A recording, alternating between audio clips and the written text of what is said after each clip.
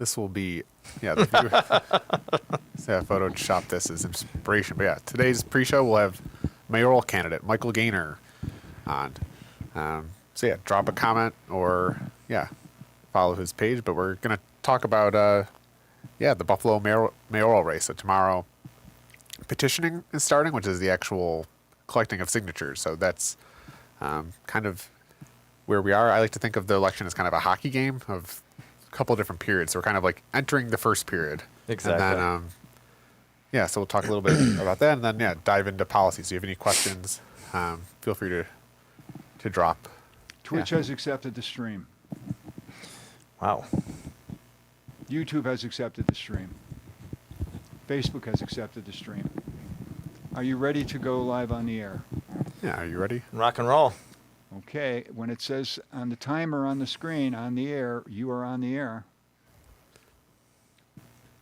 Do we have music, Matt? Usually I sing. Hello, Think Twice Radio, and welcome to a new episode of Austin Audits, where today's episode we're going to be speaking with mayoral candidate Michael Gaynor. So, mayoral candidate Michael Gaynor, welcome to the Austin Audit Show. Right on. Thanks for having me. I really appreciate the opportunity. No problem. I know sometimes I don't have an official theme song, but sometimes I might break into song. So maybe that could be something we could explore later on. But that would be great. I'll harmonize with you. Yeah. I know I have a song about the Kensington Expressway. So I know I've got there we go. That'll get me fired up. Yeah. I'm a big Pete Seeger fan. And I've got into right on. Also protest music. And which is kind of fitting because I feel like this 2025 mayor election is really going to be an interesting race. So I think it's already been interesting. It hasn't even started. So I know I like to think of the mayor's race as like a hockey game where there's kind of three periods. So we're about to enter the first period, which is kind of petition, getting signatures, getting on the ballot. Then I think of the second period as like the primary, which is between April and June. And then the third and final period, which is kind of from the primary in June all the way to the general election in November. So there's already been a lot. I know there's a lot we could talk about. I know the big news recently was that the Erie County Democratic Committee endorsed a candidate. So I think that's maybe the best place to start. So I know you were, and for those of you that may not be aware, the Erie County Democratic Committee, they held 3 mayoral forums, which were open to members of the Democratic Committee. So those are kind of elected people. Each kind of ward or neighborhood has an elected committeeman that represents them. And I know you're aware. I'm also aware of kind of the chess game that at least locally is played between people resigning their seats. So actually, the committee holds a lot of power. But yeah, they officially made their endorsement. So I was curious, what was kind of your experience? In the ECDC mayoral forums. Yeah, well, I think that in short, it started off great. I mean, I was pretty excited for an electoral season and a mayoral race that had so much involvement and so much engagement by a bunch of different voices. And I showed up at that first forum back in December pretty eager. I had just made a final decision just probably the week prior to actually run myself, or 2 weeks prior when they actually were putting solicitations out for mayoral candidates. So I was excited for the opportunity. It was a little bit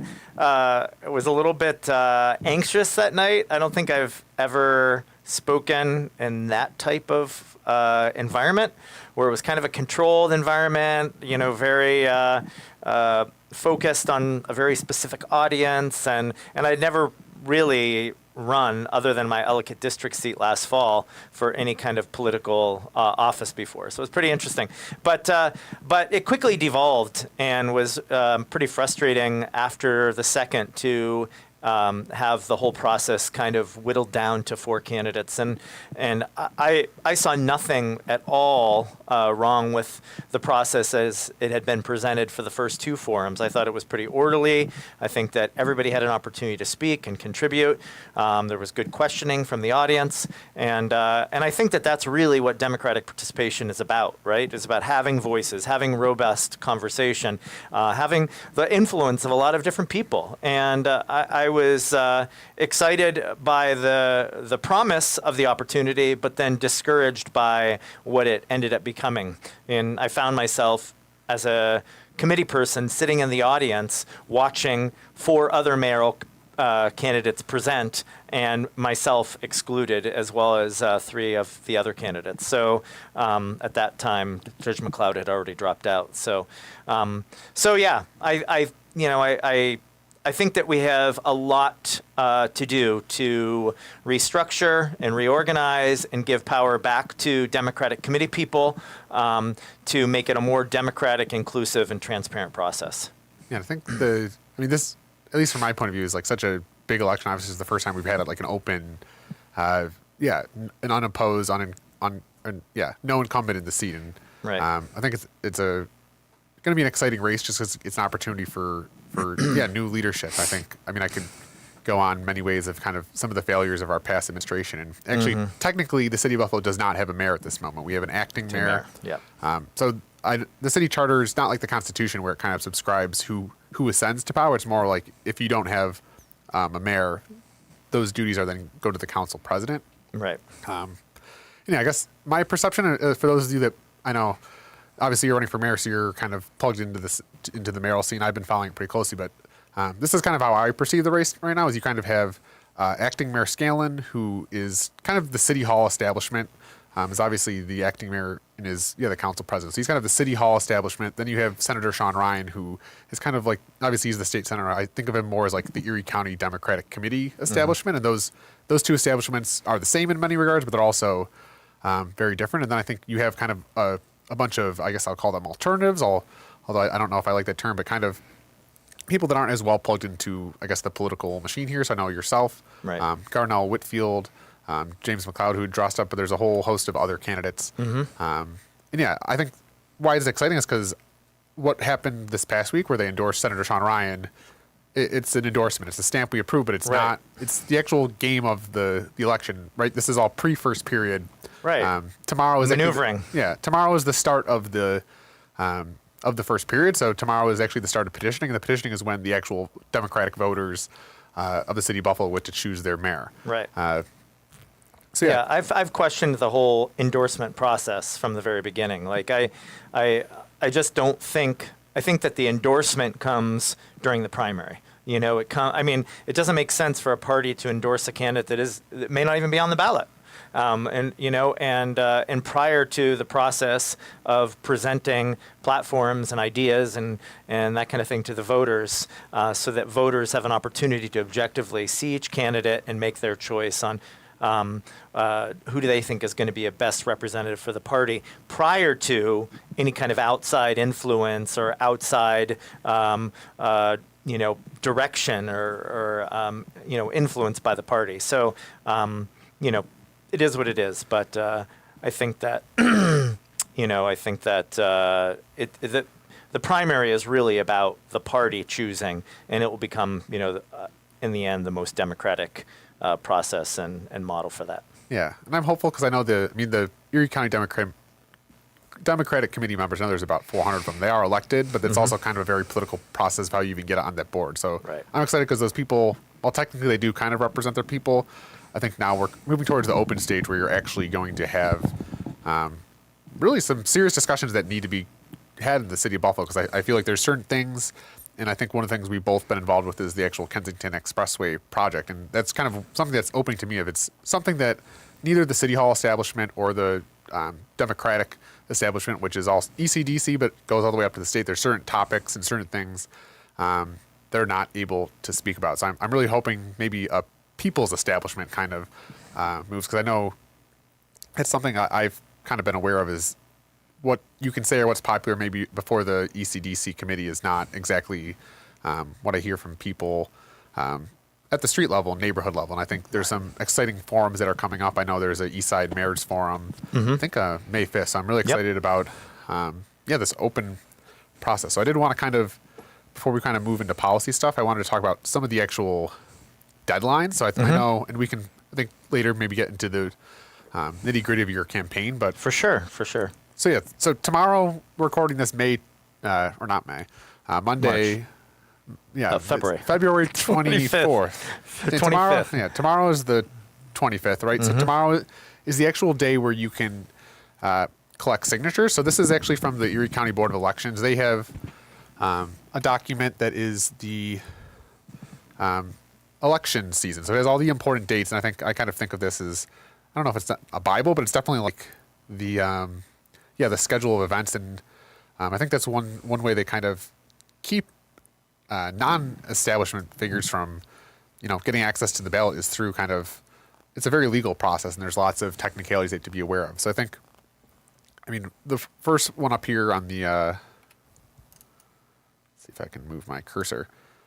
But yeah, the actual signature gathering, I think each Democratic committee or candidate needs to collect 2,000 signatures, which is a lot. I think, sorry, I have some technical difficulties, but this petition section over here outlines the amount of signatures each candidate gets to get. So actually, at the citywide election, 2,000 signatures is no joke. It's no joke. And, and then also some of the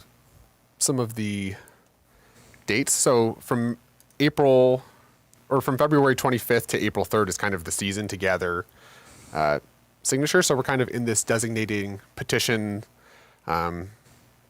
season where the February 25th is actually the first day for designating petitions, and then you have April 3rd, and there's a whole other.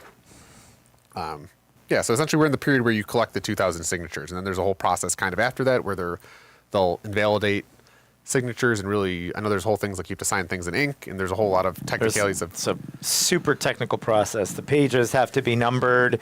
You have to have a cover sheet. There's a specific format. People have to sign and have their proper address, the address that they're actually registered to vote. So the way that we address that is we specifically generate walk sheets that take us directly to Democratic voters' houses, and specifically to identify the voter that is at that address. So some people hang out in front of the co-op, or we'll go to a political event or go wherever and just kind of talk and engage with people. I'm sure we'll get some signatures that way as well. But the way that you know that the signature is valid and true is by actually going to their house and verifying in person that they are the person that also matches your walk sheet. And that is correlated with the registered voter list that we receive from the Board of Elections. So, when I go, I specifically ask for the resident that lives at that address.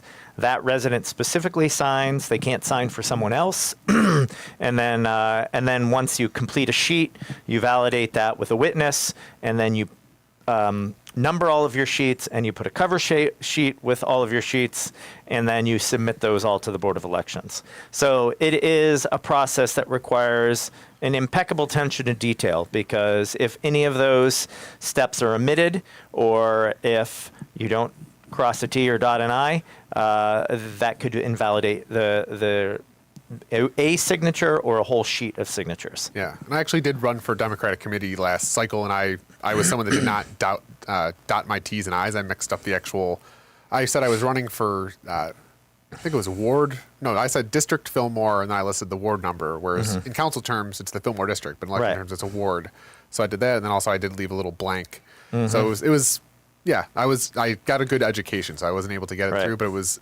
I think that's kind of something that's overlooked, and even I saw in the media, a candidate had dropped out before, and I thought that was kind of weird. We haven't even started campaigning. The campaign's really, tomorrow is really like the opening puck drop. And like you said, it's very technical, very, really ideally you'd have like a team of lawyers in addition to people walking the streets, because there's a lot of nuance, and my daughter said it quite simply. She was like, I don't understand why they make it so hard for people to do a job for the community. So I think that it really does kind of speak to, overcomplicating a process and overcomplicating rules that shouldn't be overcomplicated. It should be a more simple, straightforward, and accessible process to encourage people. But I think that it does beg to ask the question, why is it so difficult? Why are we making it more challenging?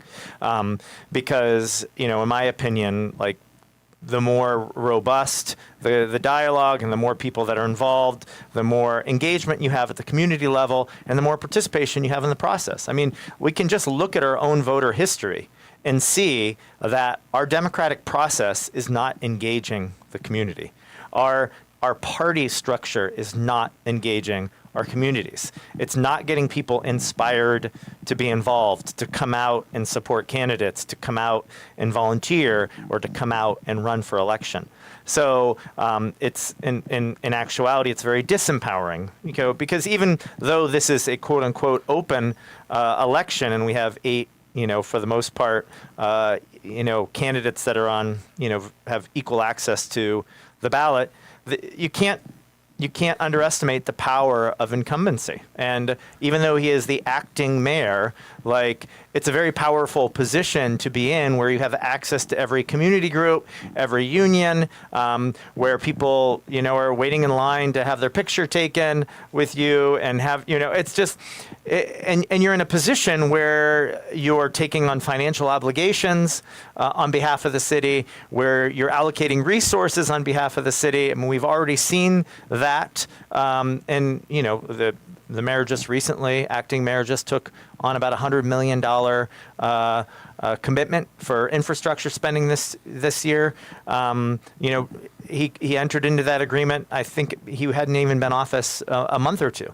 So, you have the power of the purse behind you, as well as the power of connections and access and all of these things. So, I'm encouraged by the number of people involved, but, the process being as complicated as it is, and the Democratic Party's history of people not completing terms, and then endorsing candidates and filling vacancies, and giving people this access and that incumbency prior to an actual election helps them control the narrative.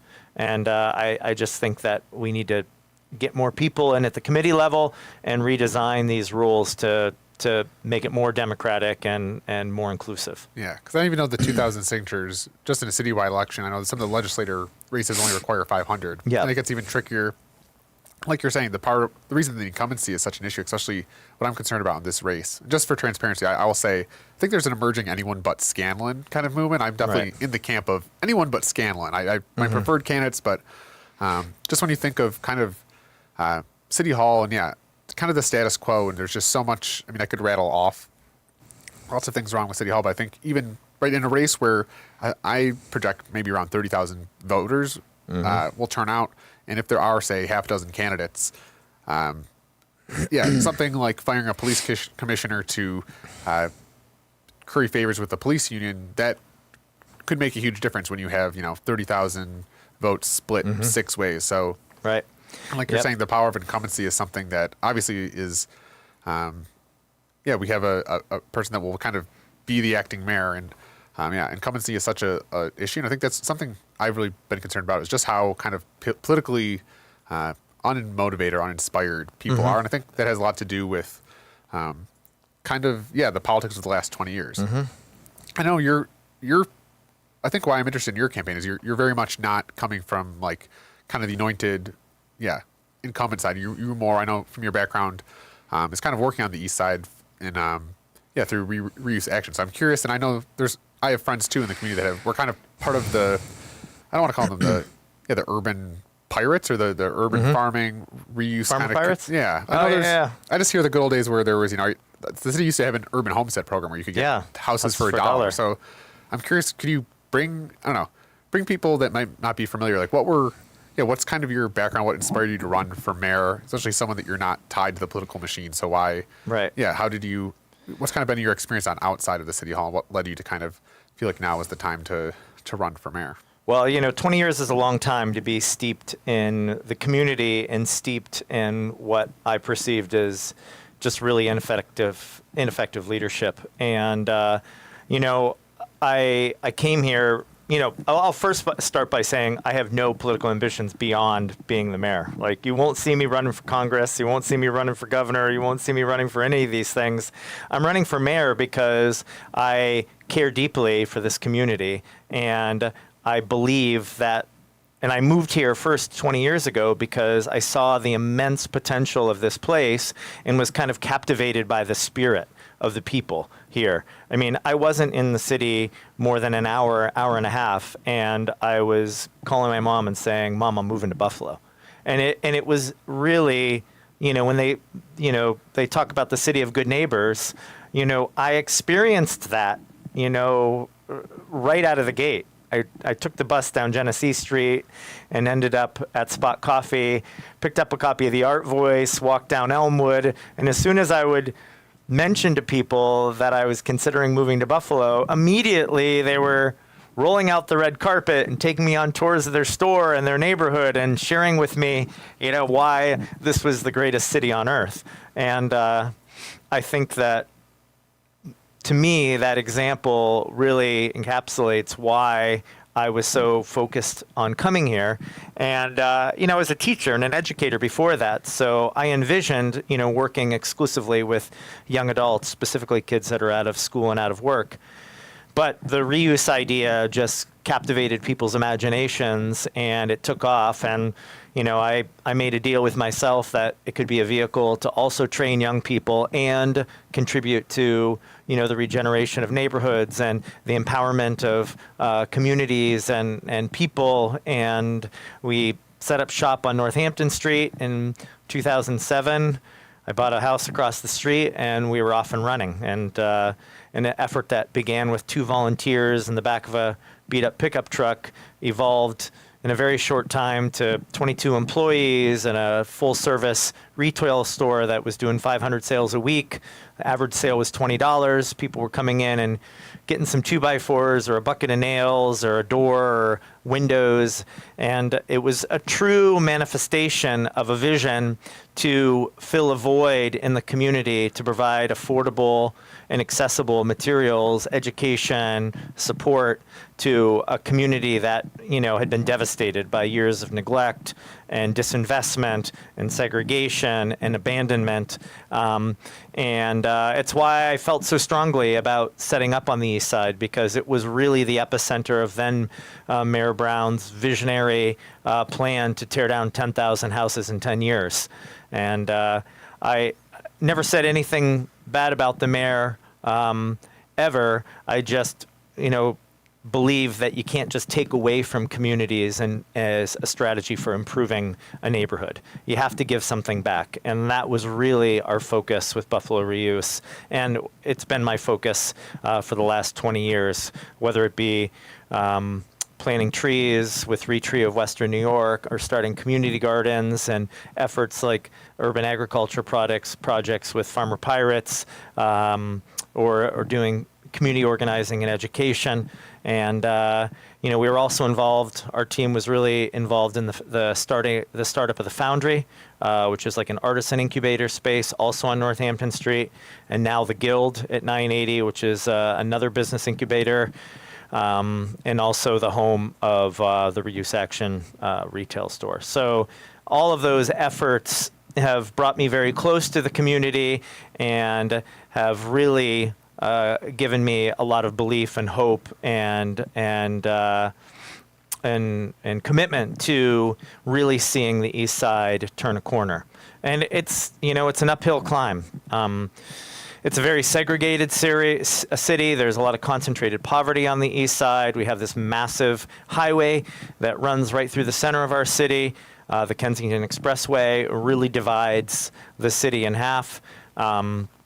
And I learned through my own experience that, small actions like rehabbing a house can be almost impossible on some of the streets on the East Side. You cannot get financing. You cannot get support when, properties around you have almost negative value.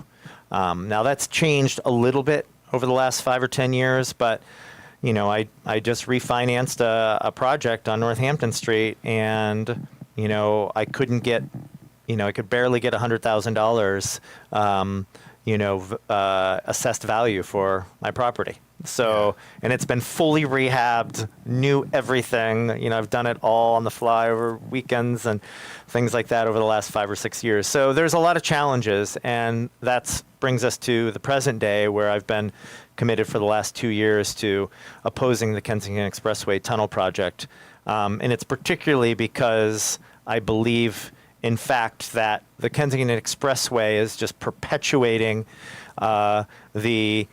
the separation and the divisions in our city, and is preventing the east side from really capitalizing on long-term economic investment and business growth and local hiring, because that expressway just siphons cars and people and energy away from our radial street design.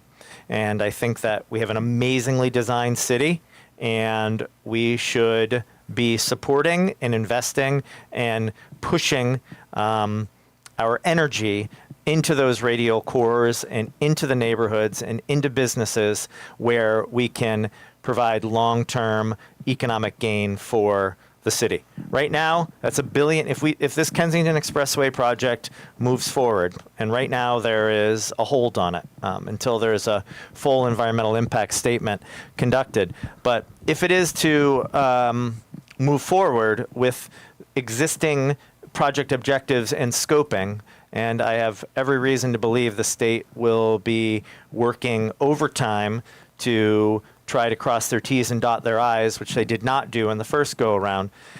It'll be a $1.5 billion river of money right out of the city. It will continue to perpetuate the status quo of antiquated transportation infrastructure that is designed to move people efficiently in and out of our city without really engaging, interacting, or investing in our city. And that, to me, is completely unacceptable, particularly given, the amazing landscape treasure, which is our Olmsted Park system that was sacrificed 70 years ago, the health of our communities that are sacrificed every day, and the long-term economic vitality that we're compromising and auctioning off, basically, in support of this project. So And I think of like the Kensington and the Humboldt being like the biggest long-term issue in this race, right? You've kind of I like to think of some of the pressing issues. I think are the budget, which I think is like the most short-term pressing need of like the budget needs to be like balanced, of course, like now. And then I think the housing quality of life is definitely shorter term, but medium term. But I think the one policy position that I think I'd love to see the mayor adopt of the city is the full restoration of Humboldt Parkway, because I just feel like, and I know for those of you listening that might be familiar, but are familiar, the city or the state back in the in the mid 1900s, they tore down Frederick Law Olmsted's Humboldt Highway or Humboldt Parkway. Mm-hmm. Yeah, we had this amazing parkway system. And I think there's evidence now coming out that the actual destruction of the highway, which was built in a time when they thought population of our region would be doubling, is just, it's caused a lot of issues. I know public health is one. I know that traffic pollution, and I think the most transformational thing for our city in the long term would be the actual restoration of the Humboldt Parkway. And I think it's very telling to me that I know you've come out and supported, but right, the establishment candidates, whether you have Acting Mayor Scanlon or Sean Ryan, are just now starting to acknowledge because of the EIS, but they really have not taken a position where, in a lot of the language from City Hall has been that it's not a city issue, which is kind of comical when you think it's like the most city issue. It kind of gets to the heart and the soul and the spirit of our city is the Humboldt and the damage it caused to the east side. So the term I have is I call it a Fonzie scheme. I don't know if I can. Yeah. I don't know if I can. It's not even, and it goes so far beyond the denial of our current political leadership, beyond just the mayoral candidates. There is not one elected official in Western New York that has spoken in support of full restoration of the Humboldt Parkway. They have not stood with the 60 plus petitioners that have signed on to the lawsuits, or the 60 organizations that have signed on to full restoration of the parkway, or the 110 PPG member organizations that voted the restoration of the Humboldt Parkway their #1 policy initiative of 2025. Not one elected official, and yet, there are numerous that are running for mayor, but not one has come out in support of the community. There has only been one elected official that has shown up to any event that has been hosted, and we've hosted 25 to 30 events over the last year and a half. And in so doing, that elected official didn't even stay for the Q&A, but instead berated the audience and then stormed out in a huff when we had a town hall meeting and there were over 250 neighborhood people there at the Meriwether Library. So, it's time that we have an opportunity for, elected officials to rise to power that are responsive to the needs of the community and are willing to engage with the community. Now, people that are advocating for the Kensington Expressway, it's been a 10-year process of engagement. That's a little bit disingenuous because, the founders of the Restore Our Community Coalition, from everything that I've heard, and, I've analyzed some of the minutes from 2009 when the group was first meeting, is that there was an intention to fully restore, to remove the highway, with many members of that group speaking very overtly that the Kensington Expressway is killing people. So they came around, and as a group, they adopted this plan, but I don't believe it was because in their heart of hearts they believed in the sincerity of it, or that it was the best choice for their community, but rather they would prefer to see something happen than nothing.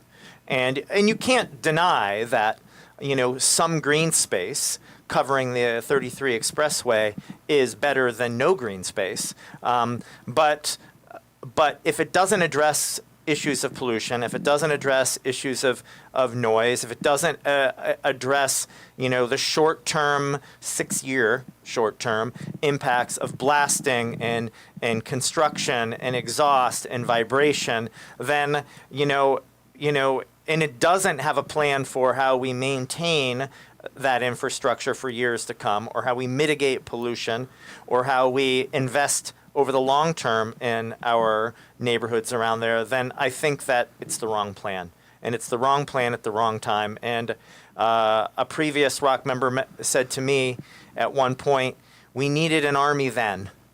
And I said, well, we have an army now. And, it's a growing chorus of opposition to this project and a growing vision for something more inclusive, more green, healthier, that will create more livable communities and more long-term investment for the east side of Buffalo. Yeah. I think of the Kensington, I think it's kind of our Berlin Wall of the city. It's been this dividing, right in, kind of at the core of the Kensington is the actual retaining walls, which need to be replaced. And I think, it would be... They're beyond their lifespan. Yeah. And I think, this is kind of a longer term thing, but I think it gets to the point of, disinvestment just totally. Because when you talk about the radials, the city of Buffalo was designed with a radial street pattern. We have radial streets, whether it's Clinton, Broadway, Seneca, Clinton, Genesee, William, all these streets that could handle traffic, especially Broadway specifically, which was this massive commercial corridor. Mm-hmm. But I think one of the things that when I'm just out and about in the city, you hear constantly across the city is potholes. That's the number one issue, which kind of brings me towards the budget. I think it's kind of hard for people to understand really just the gravity of the financial situation that the city is in. I like to kind of make the analogy that the past administration has been running up credit cards and just rode them up to the max and kind of bailed, it's the equivalent of the captain of the Titanic knowing the iceberg's coming and jumping off and leaving us to deal with it. Because I don't think, even as someone who has my pulse kind of on the council, I am continually astonished just how bad the financial situation is. I know the finance committee 2 weeks ago, the controller was talking about how our city's sewer fund is running a $4 million a year annual deficit, And not only that, but they've borrowed $24 million from the general fund, which is not allowable under the charter. So not only do rates need to be raised to cover the $4 million a year deficit, but it also needs to be high enough to cover the The debt that they've accrued with interest. plus with interest from the general fund. Yeah. So and I think I could go on about the American Rescue Plan. We had this $330 million. And yeah, I think over 2/3 of it was revenue replacement, which is, I don't think a good term. I like a revenue gap, because the replacement seems like what they were doing was projecting revenues that were not attainable and then missing it. It wasn't like they had a target and it fell out from underneath it. Another one was premium pay. So I think there was over $11 million of pay for city hall workers. So when we talk about potholes and just right, we had $330 million fall from the sky that wasn't planned on. And one of the things that I think is even really a mortal sin was that revenue replacement was there so that cities could get their operations in order and kind of deal with it. And what the city essentially did was not deal with any of the financial issues in the budget, but literally just plug holes and I mean, none of the debt from the sewer authority or from the sewer fund was paid off.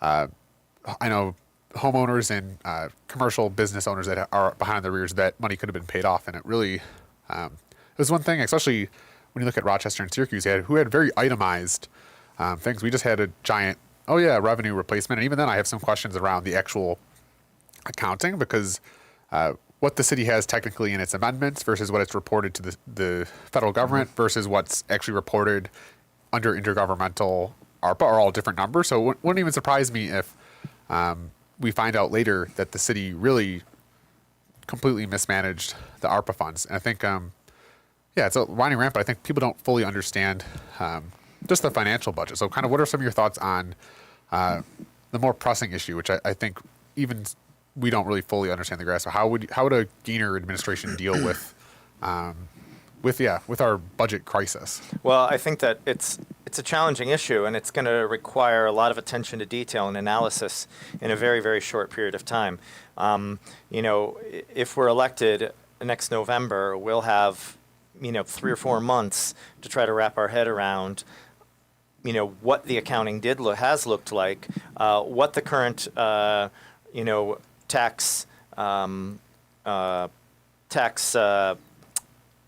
policies and procedures are resulting in terms of annual revenue production, and it will be a really fast-track process to wrap our head around where there's deficiencies, where the greatest needs are, and where the greatest potential is for revenue generation, and really a process that's more equitable and fair. I was reading some reports and analysis from just our own property tax collection as a result of the 2019 reassessment, and what it has revealed is that there have been some shortcomings in just the equity equation as it relates to high-income neighborhoods and property tax payments, during that time period, where there was actually a very dramatic reduction in some of the highest-paying neighborhoods. And in addition to that, some reductions in tax contributions from some of our largest landowners in the city, National Fuel, Verizon. So I think that there needs to be some analysis into our current property tax code to identify those inequities and try to identify opportunities to bring more revenue in without burdening and creating a larger gap in disproportionately burdening the people, in my community with the least ability to pay. So I think that, one, we have to do a really proper and rigorous analysis of our cost structure, particularly as it relates to overtime, particularly as it relates to the accountability of our departments. And then we also have to look at our revenue generating process to identify any inequities that exist there and any opportunities. I was talking to a gentleman in the community just recently, and they said that currently parking lots are taxed at a rate equivalent to vacant land, when that doesn't seem like a very fair way to tax a revenue generating enterprise. Especially one with very little to no maintenance costs. Right, no maintenance cost, and not only that, we have these massive parking lots that are taking up large swaths of our downtown environment that aren't contributing to the downtown vitality and economic vitality. They're not contributing to the walkability of our community or to the quality of life in our community. You know, we were just down town and spoke at the Bray Miller town hall meeting that they had a couple weeks back, and you know, there's large groups of downtown population that don't have access to food quality now, you know, food access now. So, you know, there's a lot of things that we need to look at in terms of downtown economic vitality and quality of life. And, you know, for sure, I think that we can have agreement that parking lots don't contribute at all to that process whatsoever. So they should be contributing in other ways, which is financially. And they are, you know, completely profit generating entities, and they should be taxed accordingly. Yeah. So. No, I think in the cities, right, they did a reassessment in 2019, but they're also currently redoing it. They're doing it under the brand of an equitable assessment. Right. And I know I had actually foiled for the preliminary data set, and the Commissioner of Admin and Finance did not respond to my foil. Yeah, essentially, I'm concerned there, too, that they are redistributing the tax burden to the city, to homeowners and renters, especially. I know the city has a lot of exemptions of buildings. But I wanted to take a look at this graph. So this is actually from the city's budget, and I think it just kind of helps people frame. I think we all think of the city as like the people that work here and whatnot. Right. This is from the city's general fund. So revenues and appropriations, which are costs. And I want to take a look at this appropriations, but essentially the city, these are the appropriations. So we have 21.4% is police and 36.8% is fringe benefits. So I think that's striking because literally over half of the city's budget is a police force and fringe benefits, which are health insurance benefits for employees. So Right. And pension benefits. yeah, so right when you have a police force that's racking up over time, it only adds to the burden. And I know the acting mayor was in New York recently, or in Albany, and he kind of made the statement that, you know, he's asked for 10% cuts across the board. This isn't a cost problem. This is a revenue problem, which I don't know how you can say that when I know last fall the investigative post found a fire clerk that was on the city payroll for over 7 years, made $500,000. I know the city's marina lease. I think there's ample room for costs. And I think just this. I mean, as an average citizen, I think most people when they think of the city, they don't think of police force and retirement benefits. Right. But when you think about our actual budget, over half of it is for police and fringe benefits. So when people ask why do we have potholes, the reason is because it's just not a priority. And I think the other one is this revenue and resources budget from the actual city budget. So this revenue and resources, essentially state, which is I think the city state aim funds and a lot of other state resources. Right, we have kind of fixed revenues from state federal, but essentially the gap, which is this city amount, that's kind of through the tax levy. So that's kind of I think we're in for a massive tax increase here in May, especially user fee, especially when you consider that the American Rescue Plans are no longer Going to be filling the gap. So we have, and I just don't know if people, and I think it is sticker shocking. I mean, we can talk here about it, but when you actually receive a tax bill, right when your assessment goes up and your tax goes up, and even part of the sewer fund discussion was actually they're looking at cutting services. So not only are we potentially looking at massive increase in cost to the average Buffalonian, but at the same time, a cutting in half, getting less, which is it's sad, but right when you have the acting mayor who said, right, we're just looking, this isn't a cost issue. We're looking at 10% cuts that will probably end up just being flat costs. Yeah, it's I don't know. I think that's why I'm interested in kind of the alternative candidates, because with this same thinking, we're not going to get out of our hole. It's really just going to be more the same. And I don't think I need to tell any of our viewers, if you've drawn on the streets, like the potholes are a problem. And I think we're just seeing kind of decades of investment. So concerned, but also excited that we could potentially have, a new mayor here. So. Yeah, well, for the last 20 years, I've been running organizations, starting organizations, and creating efforts that, were basically born with no capital investment and no budget from the community,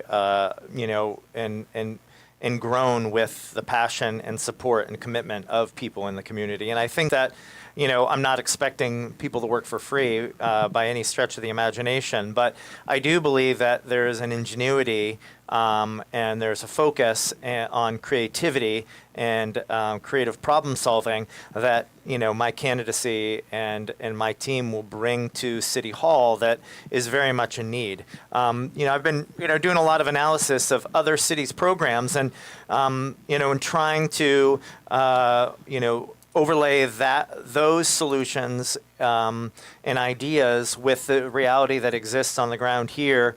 And, there's a lot of really creative things that are happening out there in the world. And one in particular, I can't remember exactly what city it was, but it was a city that, like Buffalo, has a lot of vacant housing and vacant properties. And believe it or not, even though there's been a huge increase in market demand for property, and we have a lot of newly arriving immigrants and a growing refugee population here in the city, there's still a lot of vacancy and a lot of vacant properties on the east side, and vacant houses, not just vacant lots.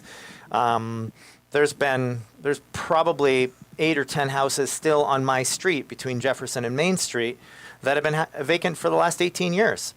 So the idea is that they've enlisted, I think it was maybe either Louisville or Cincinnati, a program where the fire department actually is involved actively in categorizing and assessing and inspecting vacant properties in each of the fire districts. And the value to the fire department is they have a good handle on the buildings that are vacant. If there are safety concerns associated with those, who owns them, who's maintaining them, or not maintaining them in many cases, and they have a better opportunity to even maybe secure buildings that are vacant. That's right now work that's handled by permits and inspections, but they're overwhelmed by increased workload and, not enough staff, even though they've been doing some hiring and adding some folks to the department.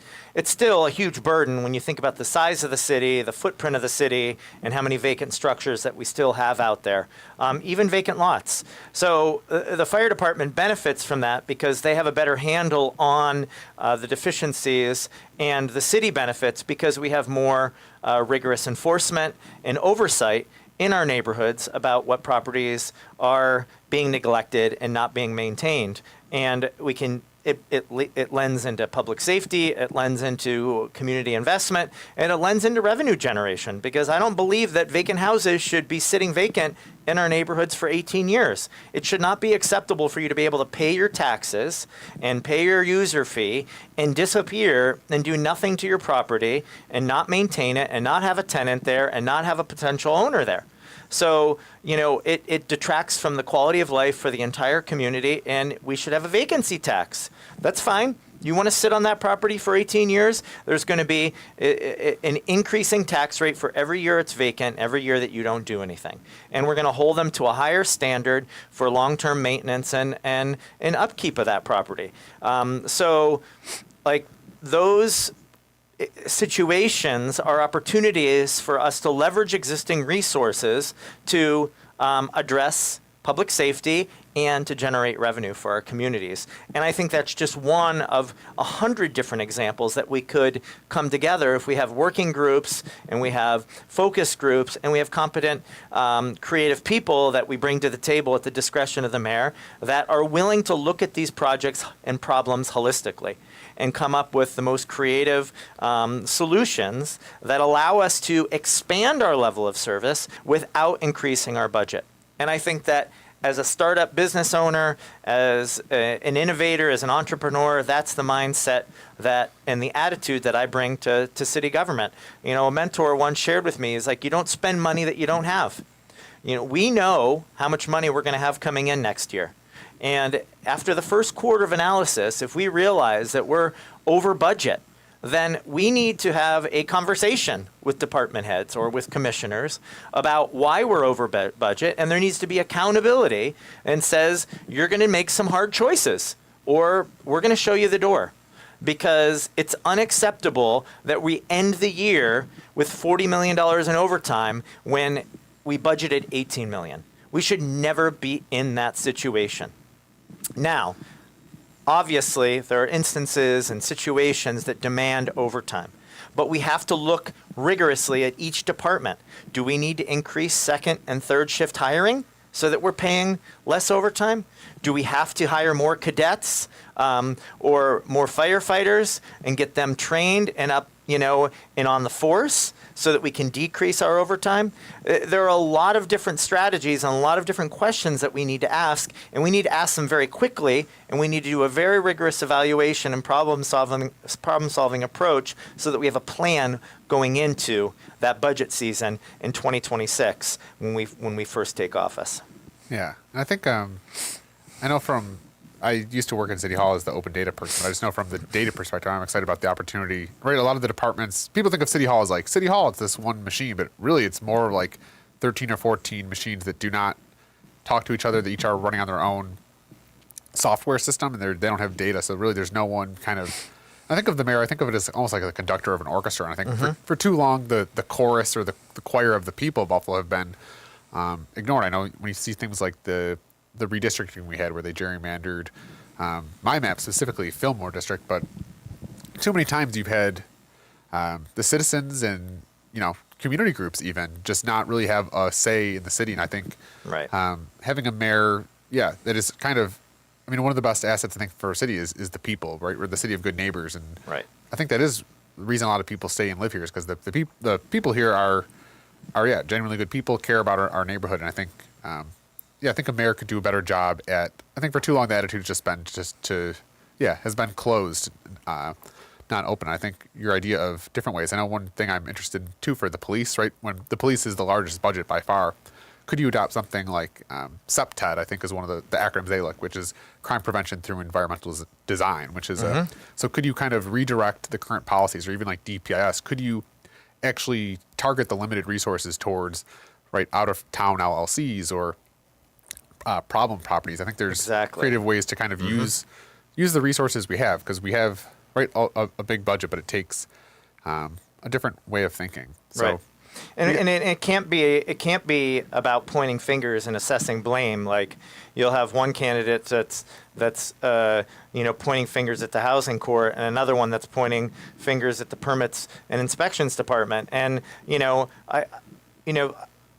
I'll tell you, when Henry Nowak ran housing court, it was a lot equitable and a lot more fair and a lot more transparent process. And it was always also backed up by a system of housing court liaisons that had a more intimate connection with the neighbors and had a more intimate connection with the communities, so that we could have a better feeling of where the problem properties were. Are they just an elderly person that's struggling with finances and capacity, or is this an out-of-town investor that is taking advantage of tenants and communities and their position? And I think that that information and the ability to gather that information and create a solid plan is really, really important. I think that, in summary, wrapping up this budget conversation, I think that we have deviated from a holistic thinking about the common good. It's not really about people. It's been about personalities. It's been about power. It's been about, political future and positioning. And, that is an idea that and a concept that's, entirely foreign to me, which is a big part of the reason why, I'm running, is because I just feel like what we're doing isn't working, has not worked for 20 years. I have been struggling and working tirelessly to create opportunity and to open doors and to pilot new ideas. And every time that I've approached government, it's been, just to help, expand an increase. I've never asked for money to start up or to initiate an effort or to do any of that. It's just been about opening doors, something as similar as signing a letter of support for a training program, that where I was confronted with attitude and confrontation and, essentially have the door slammed in my face when I'm trying to leverage $1 million to $3 million of outside money to train young adults that are out of school and out of work, or to plant 10,000 trees, or to do whatever. Like, we have to be thinking about the big picture, the long-term economic future, the long-term health of our communities, and the long-term benefit to the people. Like, I'll be fine. Yeah. I don't need to use this as a platform to promote me or to get me to the next place. I'm very content with where I'm at, and my family and my community. I just see us underachieving over and over again, and I see all of this capacity and all of this talent on the neighborhood level, and people every day that are working in their own corners of the world, but they're working in silos, and they're working without support, and they're working without access, and they're working without opportunity, and I'm just thinking, like, I know there's a possibility and there's an opportunity right now at this point in time to connect the dots, to bring people together, to speak with a more unified voice, and to make our collective effort and our collective spirit stronger for the common good. Yeah, no, I like that. I mean, one thing that someone that used to work in City Hall, I think the thing really the City Hall needs more than anything is a culture change. Because I think Absolutely. Just when you look at the Common Council themselves, I mean, most of the people there come from the Common Council. They were, former staffers or former relatives of the Common Council. And even our acting mayor, he was appointed to a vacancy because he was the Jimmy Griffin's his dad was in that administration. So I think, and even I was just there the other day at the bureau meeting actually for Bray Miller, and I was just in there, and just the whole vibe of the area. There was no vigor, no real urgency. Everyone's just doing their job. Yeah. Which is fine. I mean, we have long-standing, and this is not to in any way denigrate, the long-standing public servants that are at City Hall, because there are some very committed, very focused, very serious and professionals that work at City Hall, and I've engaged with many of them over the years, and still continue to work with many of them, but I do believe that there needs to be a significant cultural shift and an attitude of accountability and responsibility for your neighbors. And I think that needs to start with us having an expectation that people that serve on our police force and serve on our fire departments and serve as public servants in even our schools are residents of the city that they live in. I think that that's the ultimate accountability and brings the largest commitment to the city, because people now care about their community, their home, their neighbors. And I think that that's the cultural transformation and rebirth that we need to have, is someone in a team of people that are brought to the table, of people that want to contribute, that want to see Buffalo fulfill its potential as a world-class city. Like, it was designed, it was the center of the world in 1920. It was the playground of the most talented architects, and we have such amazing assets and resources here and potential. We just need to coordinate it more effectively, and we have to have a higher level of integrity and commitment to delivering the highest quality and most livable, healthful neighborhoods to the people all throughout our city. Yeah, and I mean, if anyone should be the biggest cheerleader for the city, it should be the mayor, right? Of course. Have not only, I mean, the reason why I think it's such a big deal is, I mean, they appoint, not only do they set the policies for all the departments, they appoint the exempt class, or the commissioners, the people that are running the departments and executing. So I think if you had someone that's massively has a vision, is a cheerleader, and is setting the right policies and procedures, we could kind of get the ship in a direction that I think we all want to see. So hey, look, I mean, that is ultimately our long-term plan right, for financial stability.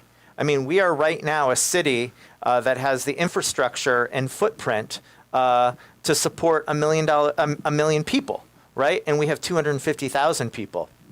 I saw this thing on on some reel on the internet the other day, and they were talking about cities that moving into the next century have the greatest livability factor, because we don't have tornadoes, we don't have extreme heat, we don't have hurricanes, we don't have droughts, we don't have fires, We have and water. it's the Great Lakes region. It's right through the industrial Rust Belt cities: Detroit, Cleveland, Dayton, Canton, Buffalo, Rochester, Syracuse. It's a band straight across the Great Lakes. And I think that, I bring this up in many, many talks, and it's probably getting a little stale, but it's a good way to end, which is, there's that banner on Main Street, "Keep Buffalo a Secret." I think that the mayor of Buffalo should be championing our resources and inviting people to come here because of the quality of life and the quality of our character and the quality of our communities that Buffalo offers, and providing an invitation to bring your ideas, your ingenuity, your creativity here to create and build and contribute to the common good. And I think that that's the type of spirit we need at City Hall, and it'll be transformative for the culture of people that live there. It'll be inspiring for the residents, and hopefully it turns the page on helping us to create positive population growth.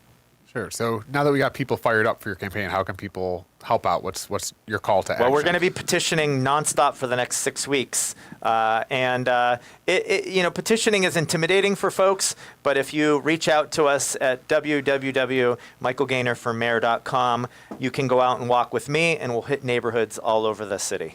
Awesome. So thank you, mayoral candidate Michael Gaynor, for joining the show of Austin Audits. We wish you luck on your campaign, and We'd love to come back anytime. Thank you, Matt. I think we just brushed the surface of many more discussions to be had. But thank you, Think Twice Radio, for listening. That's an episode of Austin Audits with mayoral candidate Michael Gaynor. So let's hit the petitions and get mayor candidate Gaynor on the ballot.